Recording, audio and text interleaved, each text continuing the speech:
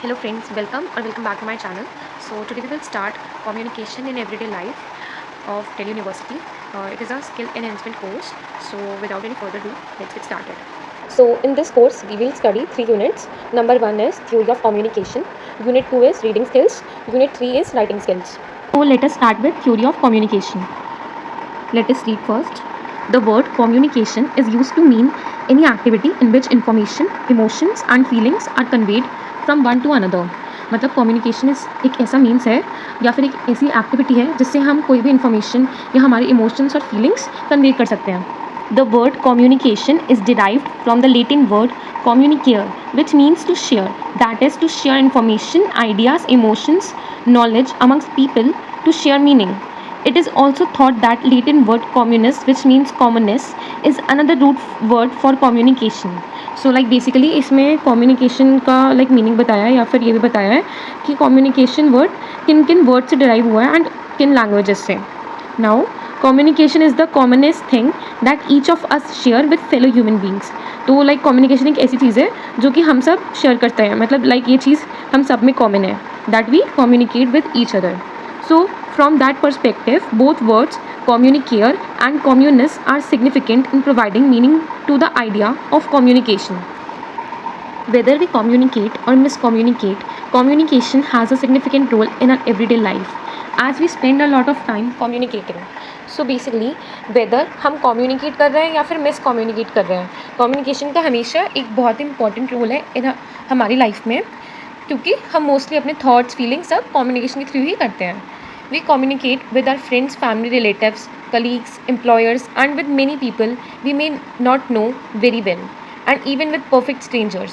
तो like communication से हम ना ही सिर्फ अपने फ्रेंड्स फैमिली मेम्बर से बात करते हैं, हम बल्कि उन लोगों से भी बात करते हैं जिनको हम बिल्कुल नहीं जानते हैं, क्योंकि कम्युनिकेशन एक बेसिक मीडियम है जिससे हम किसी से कोई इन्फॉर्मेशन पूछ सकते हैं या फिर कुछ भी शेयर कर सकते हैं. It is only through communication that we fulfill our different needs, whether they are personal, emotional, psychological, educational, social, financial, professional और cultural. तो कम्युनिकेशन ही एक ऐसा मीडियम है जिससे हम अपनी डिफरेंट नीड्स के अकॉर्डिंग दूसरों से बात कर सकते हैं, चाहे वो पर्सनल बात हो या कुछ इमोशनल बात हो या कुछ भी एजुकेशन से रिलेटेड बात हो, वो सब हम कम्युनिकेशन के थ्रू ही कन्वे करते हैं. We cannot think of our lives without communication. It is essential to our existence, hence we should be able to communicate effectively in a coherent, clear and concise manner as success in our life depends on effective communication. तो इसमें बताया है कि हम अपनी life imagine नहीं कर सकते विदाउट कम्युनिकेशन, क्योंकि कम्युनिकेशन एक ऐसा मीडियम है जिससे हमें सक्सेस मिल सकती है अगर हम क्लियरली और कंसाइज मैनर में अपनी बात दूसरों को समझा पाएँ. Now even in our professional life our success depends on effective communication. हमारी प्रोफेशनल लाइफ में भी हमें एक इफेक्टिव कम्युनिकेशन आनी बहुत ज़रूरी है, जिससे कि हम दूसरे क्लाइंट से बात कर सकें, उनके एम को समझ सकें एंड कोलैबोरेट कर सकें. It is through communication that information is disseminated, distributed, shared among people. It is through communication that important decisions are taken, shared and made known to people within and outside our organization. तो इसमें भी यही बताया कि कैसे communication से हम information को डिस्ट्रीब्यूट कर सकते हैं, शेयर कर सकते हैं एंड बाकी लोगों तक पहुंचा सकते हैं. Moreover, companies communicate about their products और services to consumers through advertisements. Thus, without communication, no business organization can survive. Every business में हमें कम्युनिकेशन चाहिए ही होता है, क्योंकि विदाउट कम्युनिकेशन कि हम अपने कंज्यूमर्स को अपने प्रोडक्ट के बारे में कैसे बताएंगे, right? But communication in general and communication in professional world are different as the objectives are different. But इसमें बोला है कि communication in general different होता है from communication in professional world. Like for example, in today's world, we communicate a lot over our mobile phones. When we talk to our friends, relatives and near and dear ones, we communicate for hours when the communication is not that of need, but of everyday things which make the bonding between the communicators strong. But in case of professional world, it is opposite, as we need to talk sense in a clear, concise and logical manner if we want to make a mark. तो इसमें बताया है कि जब हम अपनी daily communication करते हैं अपने फ्रेंड्स, फैमिली, रिलेटिव्स के साथ, तो उसका कोई पर्पस नहीं होता, वो इतनी इंपॉर्टेंट कम्युनिकेशन नहीं होती, बट जस्ट वो हमारी बॉन्डिंग को स्ट्रॉन्ग करती है. बट वहीं अगर हम प्रोफेशनल वर्ल्ड में देखें तो हमें एक ऐसे कम्युनिकेट करना होता है जो कि क्लियर हो एंड लॉजिकल हो, जिससे कि हमारी बात का किसी ऑपोजिट पर्सन पे मार्क पड़ सके, लाइक वो हमारी बात को समझ सके एंड हमारे बिजनेस रिलेशंस अच्छे हो सकें. Suppose you are in an office meeting. If you're not able to present your thoughts in a logical manner, then the chances are that your ideas will not have any audience. Like in business meeting में अगर आप presentation दे रहे हो and अगर आप अपनी बात सामने वाले को नहीं बता पाए, तो audience आपकी बात ही नहीं समझ पा रही, तो आप कैसे business world में stay कर पाओगे. So this was the basic idea of communication. Now let us discuss the definition of communication. The word communication has many definitions. In 1970, communication theorist Frank Dance counted more than 100 distinct definitions of communication proposed by experts in the field. In years since that survey, even more definitions have surfaced. By drawing from these multiple definitions, we can define communication as a systematic process in which people interact with and through symbols to create and interpret meanings. तो like इसमें बताया है कि पहले बहुत सारी definitions आई हैं communication की. नाउ अब हम एक बेसिक डेफिनेशन को समझते हैं. एंड सबसे बेसिक डेफिनेशन तो यही है कि एक ऐसा प्रोसेस जिससे हम दूसरों तक अपनी बात को कन्वे कर सकें with clear and concise meaning. तो इसमें 2 डेफिनेशंस लिखी है, आप इनमें से कोई भी अपने एग्जाम में लिख के आ सकते हो. एंड ऑल्सो इफ़ आप इसे बेटर डेफिनेशन या थोड़ा इसे मोल्ड करके लिखना चाहते हैं, आप तब भी उसे लिख सकते हो. But remember, keywords are must. Now process of communication. So communication का एक प्रोसेस होता है. सबसे पहले क्या होता है, जो सेंडर होता है वो मैसेज को इनकोड करता है. देन उसके बाद जो रिसीवर होता है या जो डिकोडर होता है वो मैसेज को डिकोड करता है एंड फीडबैक देता है. एंड ये पूरा प्रोसेस होता है थ्रू अ चैनल और अ मीडियम. तो अब हम इसे वन बाय वन डिस्कस करेंगे अच्छे से. Communication is a process in which at least 2 individuals are involve, sender और द एनकोडर. तो लाइक जो सेंडर होता है उसे हम इनकोडर भी कहते हैं क्योंकि वो मैसेज को इनकोड करता है in a particular way. And the receiver और द डिकोडर, जो मैसेज रिसीव करता है उसे रिसीवर या डिकोडर भी कहते हैं. The sender has an idea, need, motivation, desire to communicate to the listeners and he she encodes the message in language. So जो सेंडर होता है उसका कोई मोटिव होता है, कोई आइडिया होता है या उसके पास कोई इन्फॉर्मेशन होती है जो वो अपने लिसनर को पहुँचाना चाहता है. And the sender usage a particular medium for the same. मतलब जो सेंडर होता है वो एक मीडियम यूज़ करता है दैट कैन बी ओरल और रिटन टू कन्वे हिज और हर message. The receiver tries to decode so that he/she comprehends what the encoder means intends. If the encoder and the decoder share the same basis of encoding and decoding the sounds and symbols, then the communication succeeds. मतलब if जो sender होता है वो जो अपनी बात पहुंचाना चाहता है रिसीवर तक, इफ़ रिसीवर उसे सही से डिकोड कर पाता है, लाइक जो भी सेंडर ने कहा, जो भी इनकोड किया, तो कम्युनिकेशन एक सक्सेस होता है. But if the semantic base of sender and the receiver is different, then it leads to miscommunication. Miscommunication or hampered communication can also happen if appropriate channel or media is not used or if the communication environment is noisy. We will deal with noise at greater length while discussing communication barriers. This is also only one aspect of communication. Communication is complete only when the decoder sends feedback to the encoder, which tells the sender whether his or her message has been grasped or not. तो like इसमें क्या बताया है कि also communication तभी succeed कर सकता है जब मैसेज को पहुंचाते वक्त कोई सेमांटिक बेस उसको इंटरप्ट ना करें. एंड ऑल्सो कम्युनिकेशन प्रोसेस तभी कंप्लीट होगा जब डिकोडर कोई फीडबैक देता है इनकोडर को, जिससे कि सेंडर समझ पाता है कि उसका मैसेज उस रिसीवर को समझ आया है या नहीं आया है. Now moving forward we will study functions of communication. Firstly हम पढ़ेंगे एक इंडिविजुअल के लिए कम्युनिकेशन के क्या फंक्शंस है, देन सोशली उसके क्या फंक्शंस हैं. सबसे पहले कि वो इंडिविजुअल को नॉलेज प्रोवाइड करता है, एक कमर्शियल सक्सेस देता है इफ़ प्रोफेशनल वर्ल्ड में है, एंड सोशलाइज करने में हेल्प करता है, रिलेशनशिप्स बिल्ड करने में हेल्प करता है. अब हम पढ़ेंगे in the social context. It educates people and makes them capable on various fronts. मतलब ये पीपल को एजुकेट करता है एंड उन्हें केपेबल बनाता है वेरियस डोमेन्स में. It persuades the targeted subjects to buy products and services. मतलब ये टारगेट पीपल को परसुएड करता है to buy a particular product or service. It generates enthusiasm in the minds of the targeted subjects to develop or modify views on particular issues. Then it dissuades them from skewing some habits, products or services that are harmful to them or the society. Like if कोई product harmful है तो ऐसे हम through communication वो society को aware कर सकते हैं. It provides in social revolution and transformation. Like communication के थ्रू ही हमारी सोसाइटी में सोशल ट्रांसफॉर्मेशन एंड रेवोल्यूशन आता है. It helps in social revolution and transformation, ये वही हो गया. It performs incidental neutral functions. It builds an image of individuals or of non-business organizations in the minds of the masses. तो like एक image भी build करते हैं किसी इंडिविजुअल की या फिर किसी और ऑर्गेनाइजेशन की. कम्युनिकेशन के ऑर्गेनाइजेशनल कॉन्टेक्स्ट में भी बहुत फंक्शंस हैं. सबसे पहले ये सर्व करता है as an essential tool. Then ये असिस्ट करता है in decision making. It also helps in keeping the employee enlightened, मतलब एम्प्लॉयज़ को अवेयर रखता है in organisations. Also it informs the employees informed about their obligations. Like किसी organisation में ये एम्प्लॉयज़ को बताता है कि उनकी क्या ड्यूटीज़ हैं और क्या उनकी ऑब्लिगेशंस हैं. It builds good employer employee relationship.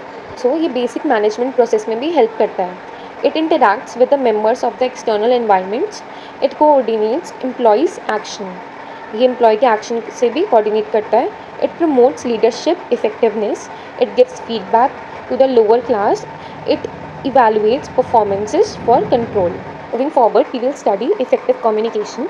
To be an effective communicator, certain significant things should be kept in mind. We must know what the objective of our communication is. Without an aim, we can be good at saying things in an informal settings. But for formal communication, such as in an office meeting or in a seminar or while talking to the boss in office, we cannot merely blabber for no reason at all. We need to have a concrete aim और an objective in mind. तो उसमें बताया एक effective communication की क्या significant things हमें mind में रखनी चाहिए. नंबर 1 इज़ पहले हमें पता होना चाहिए कि हमारी कम्युनिकेशन का ऑब्जेक्टिव क्या है. क्योंकि बिना ऑब्जेक्टिव या एम के हम इनफॉर्मल सेटिंग में मतलब अपने फ्रेंड्स और फैमिली के साथ तो बात कर सकते हैं, बट इन ऑफिस या प्रोफेशनल वर्ल्ड हमें प्री प्लान्ड कम्युनिकेशन का ऑब्जेक्टिव हमारे माइंड में होना चाहिए सो दैट हम उस कम्युनिकेशन को एक राइट डायरेक्शन में लेकर जा सकें एंड अपने रिक्वायर्ड गोल अचीव कर सकें. Set, then the next step is to present our thoughts, emotions, feelings, etc. with clarity and integrity. If we are not able to present our thoughts clearly, then how can we expect the listeners to understand and respond? तो इसमें बताया है if हमें अपने communication process का objective पता चल गया है तो हमारा नेक्स्ट स्टेप होता है अपने थॉट्स और फीलिंग्स को एक क्लैरिटी के थ्रू एक्सप्रेस करना. मतलब अगर हमारे थॉट्स में खुद ही क्लैरिटी हमें नहीं होगी, हमें खुद ही नहीं समझ आएगा हम क्या कन्वे करना चाहते हैं, तो हम कैसे एक्सपेक्ट कर सकते हैं किसी सामने वाले से कि वो हमारी बात को समझ सकें, right. Then the medium chosen for communication should be one both the parties are conversant with. मतलब हमें एक ऐसा मीडियम चूज़ करना चाहिए कम्युनिकेशन का जिससे बोथ पार्टीज़ कंफर्टेबल हों. For example, we must make sure that we communicate in a language in which the listener is comfortable. Like हमें उसी लैंग्वेज में बात करने का ट्राई करना चाहिए जिसमें जो हमारा लिसनर हो वो कंफर्टेबल हो.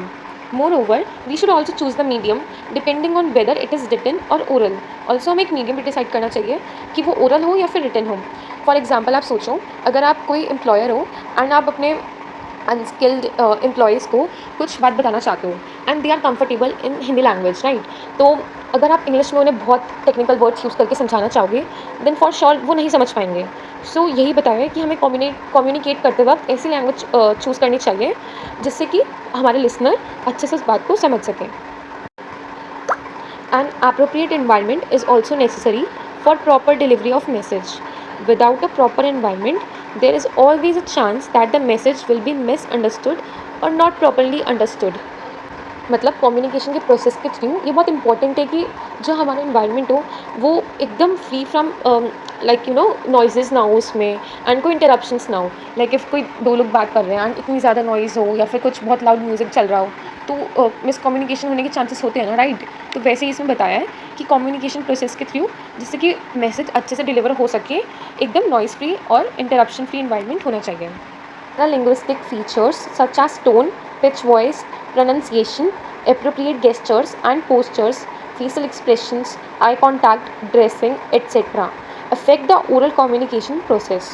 तो इसमें बताया है जो पैरालिंग्विस्टिक फीचर्स होते हैं लाइक जो हमारी टोन होती है, हम किस टोन में बात कर रहे हैं, हमारी पिच क्या है वॉइस की, बहुत हाई पिच है या लो पिच है, हमारी प्रोनाउंसिएशन कैसी है वर्ड्स की, क्या हम वर्ड्स को गलत प्रोनाउंस तो नहीं कर रहे, देन हमारे गेस्चर्स कैसे हैं, हमारा पोस्चर कैसा है, हमारे facial expressions, eye contact, and dressing, ये सब भी देखा जाता है इन कम्युनिकेशन प्रोसेस। तो लाइक इफ़ द जो कम्युनिकेशन प्रोसेस कर रहा है इनिशिएट, लाइक जो बोल रहा है, अगर उसकी पिच कैसी है, मतलब ये सब हमारे फैक्टर्स होते हैं जिससे हम एक इफ़ेक्टिव कम्युनिकेशन को इंश्योर कर सकते हैं। No communication is complete without a feedback. Only when we receive a feedback, we know whether whatever we intended has been comprehended by listener or not. तो लाइक इन कम्युनिकेशन ये बहुत necessary होता है कि हमें कोई फीडबैक मिले।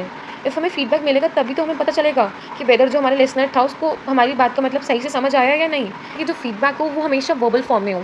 Sometimes जो हमारा सेंडर होता है या फिर जो भी बोल रहा होता है वो कभी कभार प्रेफर करता है कि हमारे फीडबैक हम पेपर में लिख दें, जिससे कि उससे भी समझ आ जाए क्या फीडबैक है एंड हम भी इफेक्टिवली उसे बता सकें। देन कुछ गेस्चर्स होते हैं जैसे नॉडिंग या यॉर्निंग। ये एग्जाम्पल है ऐसी बॉडी लैंग्वेज के जिससे हमें पता चलता है कि हमारे आइडियाज़ कैसे इफ़ेक्टिवली दूसरों तक पहुंच रहे हैं या नहीं। लाइक इफ़ कोई लिसनर है, वो कॉन्टीन्यूस नॉडिंग कर रहा है एंड उसने आई कॉन्टैक्ट भी मेंटेन किया है, इट मीन्स ही और शी इज़ लिसनिंग जो भी हम कह रहे हैं। बट इफ़ वो यॉन कर रहे हैं देन बहुत क्लियर है इसका मीनिंग कि वो उसको कुछ समझ नहीं आ रहा है and they are simply just letting it be, right. Communication में कौन कौन से टाइप्स ऑफ कम्युनिकेशन होता है हमारे पास? Verbal and non verbal, then formal and informal, then oral and written. अब हम इन्हें पढ़ते हैं one by one. So verbal and non verbal communication, तो लाइक ये तो हम सबको पता है कि वर्बल कम्युनिकेशन क्या होता है। जो भी हम बोल रहे हैं लिख रहे हैं ये सब हमारा होता है वर्बल कम्युनिकेशन में। एंड नॉन वर्बल होते हैं जिसमें हम बोलने का या लिखने का कोई यूज़ नहीं करते एंड उसमें गेस्चर्स यूज़ होते हैं। लाइक हम क्या पोज कर रहे हैं, क्या गेस्चर है हमारा, आई कॉन्टैक्ट, ड्रेसिंग, इसमें ये सब जो हमने डिस्कस कर रहे थे वो यूज़ होते हैं। तो वर्बल कम्युनिकेशन में जैसे इन्होंने थ्रू डायग्राम दिखाया है, एक ओरल या स्पीच, देन एक रिटन, तो उसकी यही दो कैटेगरी होती हैं। एंड राइटिंग में मेनली हम अपने रिटन स्टाइल से या टोन से बता सकते हैं, वही ओरल के भी कुछ फैक्टर्स होते हैं। ओरल कम्युनिकेशन और speech is the more frequently use medium, तो मोस्टली सब लोग ओरल कम्युनिकेशन ही यूज़ करते हैं। There are reasons for it to be so, some of the reasons are, mainly first reason तो यही है कि हमें बोलने के लिए लिटरेट होना ज़रूरी नहीं है। We can speak in any language, ज़रूरी नहीं है कि कोई इंग्लिश में ही बोल रहा है या कोई हिंदी में ही बोल रहा है या कोई और लैंग्वेज में बोल रहा है। जो भी मीडियम सूटेबल होता है we can speak effectively. And हमें जबकि रिटन कम्युनिकेशन में उसकी उस सब्जेक्ट की अच्छी खासी नॉलेज होनी चाहिए। ऑल्सो हम लिखने से ज़्यादा फास्ट बोलते हैं एंड मोर स्पॉन्टेनियस होता है ये प्रोसेस एंड इकोनॉमिकल भी होता है। बिकॉज लिखने के लिए तो हमें बहुत चीज़ें चाहिए होंगी, बट बोलने के लिए क्या हमें सिर्फ बोलना है normal. Non verbal communication, no words are exchanged, मतलब जो नॉन वर्बल कम्युनिकेशन होता है उसमें हम कोई वर्ड्स एक्सचेंज नहीं करते, बट फिर भी कम्युनिकेशन होता है क्योंकि हम वो अपनी बॉडी लैंग्वेज के थ्रू करते हैं और गेस्चर्स के थ्रू करते हैं। It is perceived that non verbal cues form a major part of communication process. Therefore, it is significant that we focus our attention to this aspect of communication. तो like ये बताया गया है कि जो मोस्टली कम्युनिकेशन होता है वो हमारा नॉन वर्बल कम्युनिकेशन के थ्रू भी हो जाता है। तो the non verbal cues are, first one is kinesics.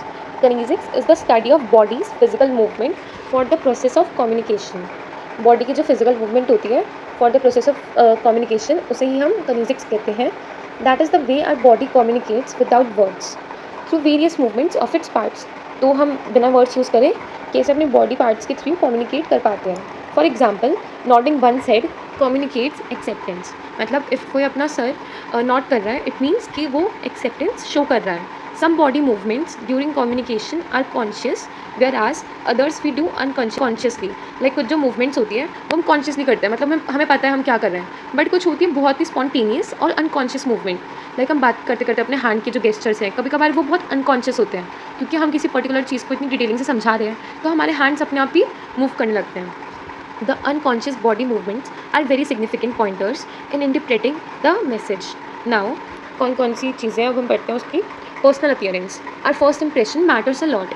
Before someone starts communicating, others form an opinion about him just by perceiving how the person has tried to present herself or himself.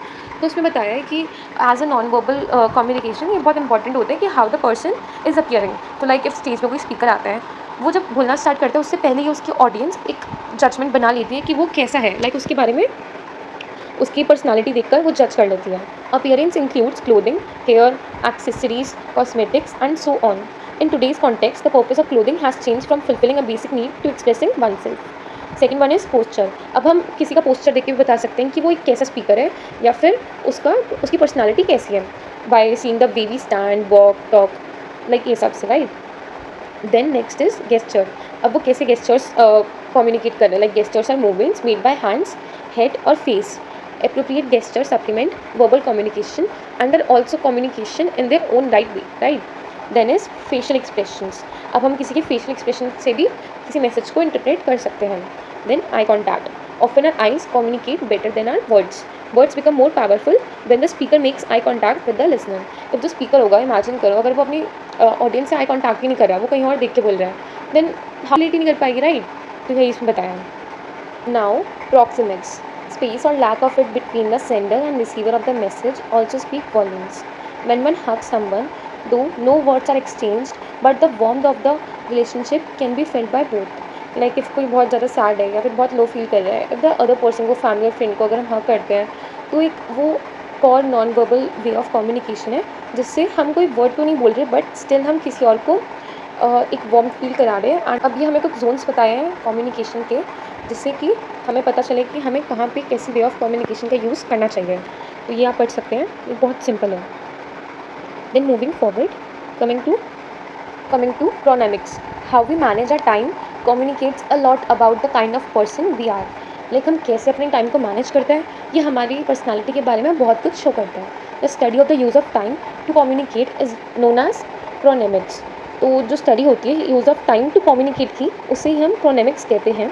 In the professional world, time is a valuable resource. When we are late for an people react negatively. If we arrive early, we are considered over eager. तो like ये बता रहे हैं कैसे हम time, कोई person कैसे time को मैनेज करते हैं एंड कैसे टाइमली बिहेव करता है, उससे हम समझ सकते हैं कि वो पर्सन कैसा है. Haptics, language of touch. We also communicate with a sense of touch which is known as haptics. The way we communicate by physical contact और by touching is known as haptics. तो like हम कैसे communicate कर रहे हैं by physical contact और touch, उसे ही हम हैप्टिक्स कहते हैं. Paralanguage. Paralanguage is the way meaning is conveyed by how we say things while speaking. When a telephone bell rings and you pick up the receiver and hear the word hello, it not only greets you but also tells you about the gender of the person. The voice is of someone familiar or not, right? Like जो भी first one होता है पहले telephone को pickup करने वाला, वो hello बोलता है, तो उससे ही हम समझ सकते हैं कि वो उस पर्सन का जेंडर क्या है एंड वो कोई जाना पहचाना है या नहीं है. All these are not contained in the word hello but are manifest in the way the word is spoken. तो लाइक ये किसी हेलो वर्ड की वजह से हमें समझ नहीं आया, बल्कि वो जैसे बोला गया या कैसे एक्सप्रेस किया गया, उससे हम ये समझ पाए. Then paralanguage consist of various aspects. vocalization of words. These are different dimensions of it based on volume variation, speed of speaking, pauses, word stress, inflections, non-fluencies. Like ये हमारे हैं basic dimensions of para language, right? Then moving forward, sign language. Sign language refers to symbols which are commonly used within a particular communicative group to mean something that is constant for all the members of that community. For example, traffic signals are sign or symbols that are common all over the world.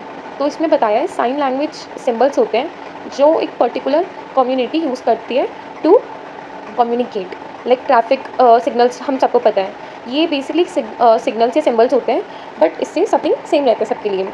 Also other examples of signs are road signals, graphs, maps, alarm, sirens. तो इन सब particularly इनमें जो भी symbols use होते हैं उन सब का मीनिंग हर किसी के लिए सेम होता है. Examples are audio signs, visual signs, audio visual signs. Now formal and informal communication. तो कम्युनिकेशन को हमने बाइफरकेट किया है फॉर्मल में एंड इनफॉर्मल में. एक पर्सन के सर्कमस्टांसेस पर डिपेंड करता है कि वो पर्सन फॉर्मल वे में बात करेगा या इनफॉर्मल में. ऑल्सो ग्रेपवाइन को हम इनफॉर्मल कम्युनिकेशन भी कहते हैं and mostly in formal world people use formal communication. to satisfy our basic human hunger for interaction या to build some interpersonal relationships हम क्या यूज़ करते हैं, informal communication, और इसको हम grapevine भी कहते हैं. then grapevine communication के भी types होते हैं.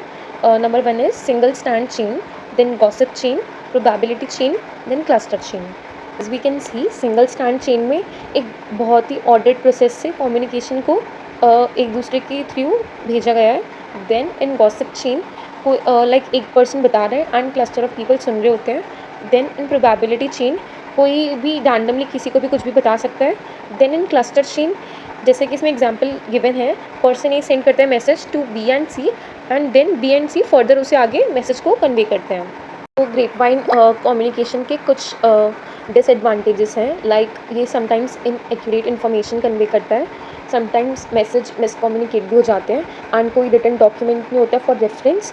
Also sometimes it becomes difficult to find out the origin of the message, like if कोई र्यूमर फैल तो ये बहुत डिफिकल्ट होता है कि किसने र्यूमर फैलाया है एंड उसको उसका ओरिजिन का हमें पता नहीं चलता है। देन ग्रेपवाइन कैन ऑल्सो भी इफेक्टिवली यूज्ड बाय ऑर्गेनाइजेशंस। तो जैसे इसके डिसएडवांटेजेस हैं वैसे ही इसके कुछ एडवांटेजेस भी होते हैं। सबसे पहले यही होता है कि बहुत स्पीडी और स्पॉन्टेनियस प्रोसेस होता है क्योंकि इसमें कोई फॉर्मेलिटीज़ नहीं होती।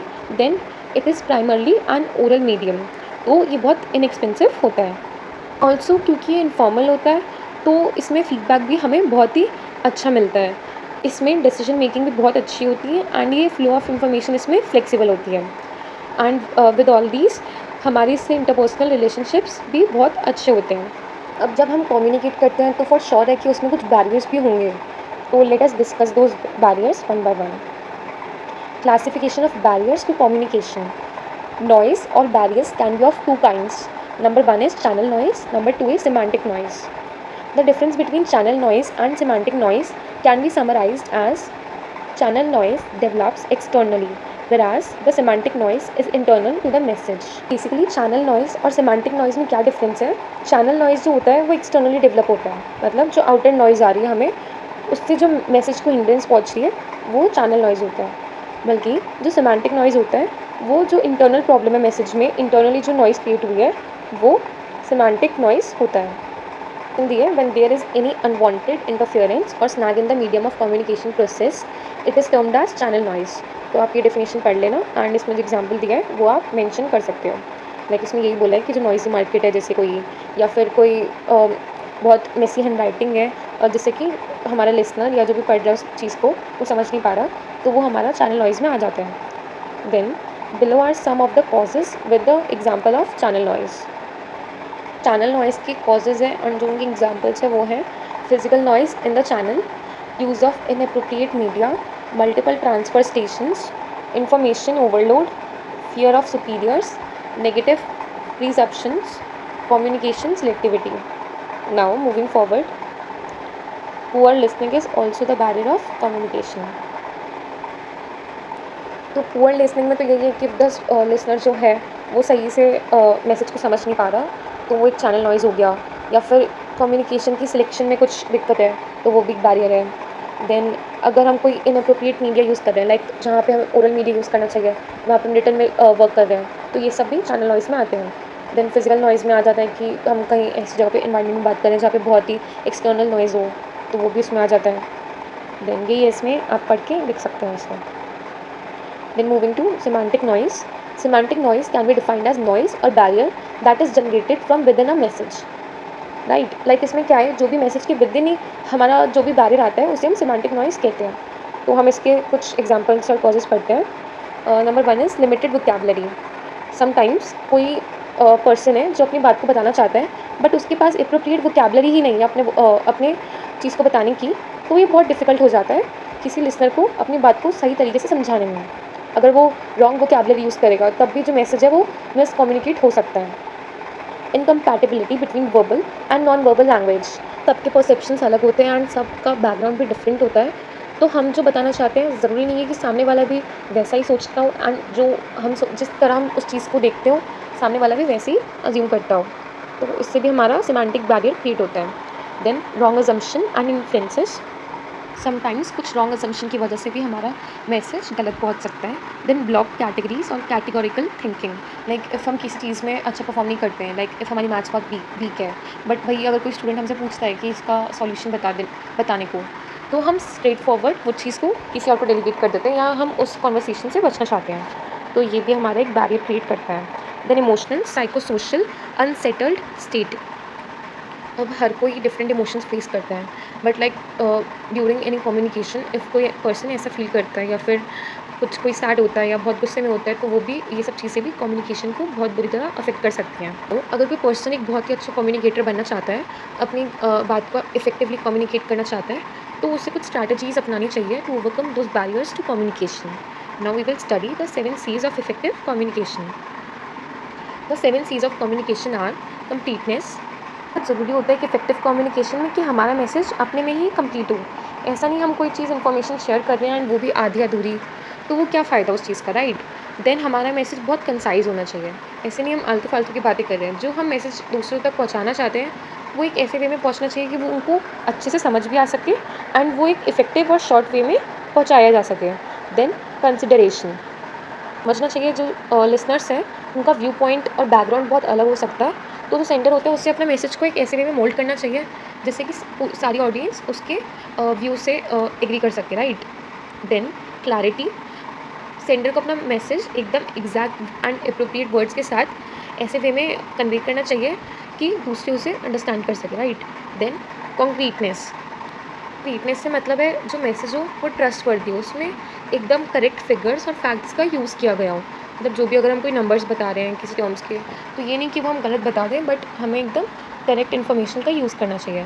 देन कर्टेसी, इसमें क्या होता है, हम ये शो करते हैं कि हम सामने वाले लिसनर को रिस्पेक्ट करते हैं एंड हमें बहुत ही पोलाइट एंड अच्छी लैंग्वेज से कम्युनिकेट करना चाहिए। देन करेक्टनेस, जो भी हम बता रहे हैं उसमें कोई ग्रामेटिकल एरर्स नहीं होने चाहिए या जो फैक्ट्स और फिगर्स हैं वो गलत नहीं होने चाहिए।